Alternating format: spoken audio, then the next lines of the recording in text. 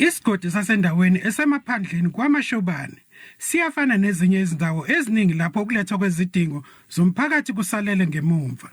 Kuthi umbango wobukhosi ophakathi kwenkosi yendawo kanye nendodana yayo sekwengeza ezinkingeni ezikhona kule ndawo. Inkosi uSizabantu Gumede kanye nondodana uSunboy Gumede sokuphela iminyaka bengahushelani nesokubangela ukugqoza ukulethwa kwezidingo. Umphakathi uthi lokhu sokubambezela ukwakhiwa kwesiteshi samapolisa kanye nokulethwa kukagesi. Ikhansela lendawo lithi umhlaba okuzowakhiwa khona isiteshi samapolisa ungaphansi kwendawo yamakhosi.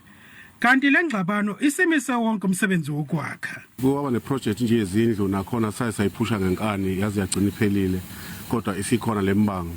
Inkosi yesizwe uSizabantu Gumede ukuphikile ukuthi wabeka undodana ukuba angene ezicathulweni zakhe.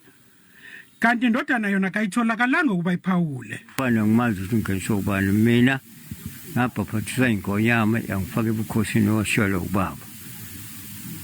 Lezi ndlu sihamba ibeka la ngizazi ukuthi uqhamuka kuphi lo muntu ubeke ubani ngoba mina baba angahambe emhlabeni. Abaholi bendabuko nabo sebeqoke ukuba babeke izinduna ezingaphansi kwabo ukuba zisingathe imisebenzi ethile kulesigodi. Lokhu sekudungwe isimo njengoba abantu bendawo bethi ngabasakwazi ukuthi baye kubani uma befuna ukuletha kwezidingo. Umnyango wezokubusa ngokubambisana kanye namakhosi uthi wazi ukuthi uSunboy Gumede uye inkosi yesizwe kule ndawo. Thulani Msimanga, SABC News kwaMashabane.